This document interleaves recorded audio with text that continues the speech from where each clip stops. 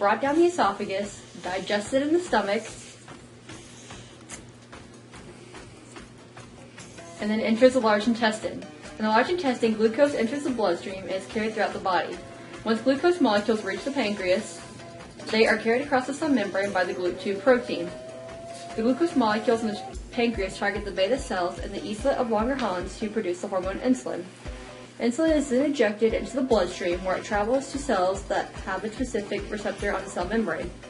So, what is diabetes? Diabetes mellitus is a chronic disease in which the target cells with insulin receptors have become resistant to the insulin signal, or the pancreas does not produce enough insulin to maintain glucose levels.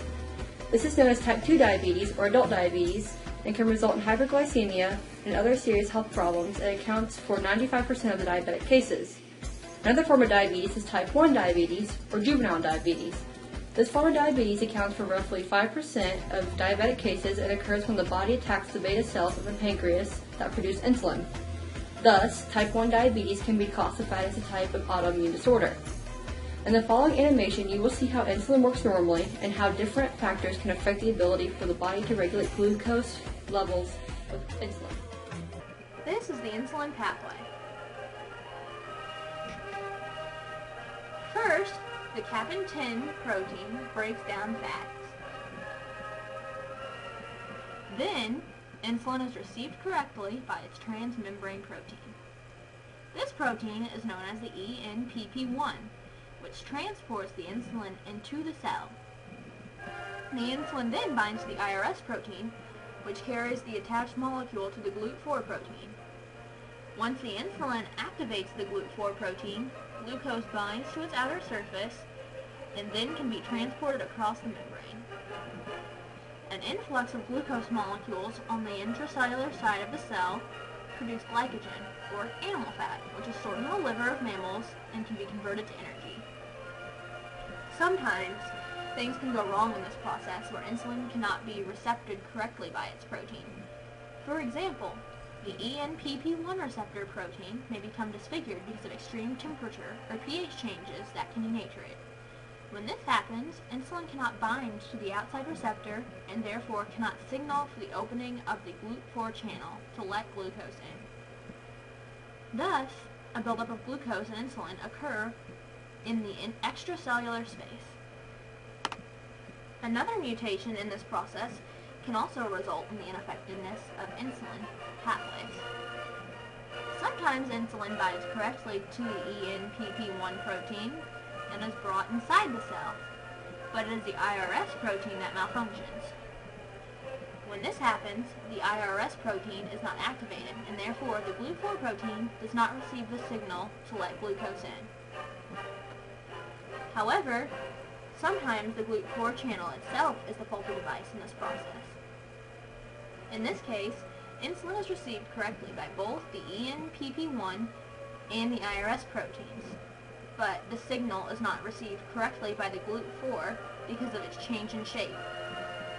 When this occurs, everything else in the process is working correctly, but the GLUT4 is unable to open the channel for the glucose to come into the cell.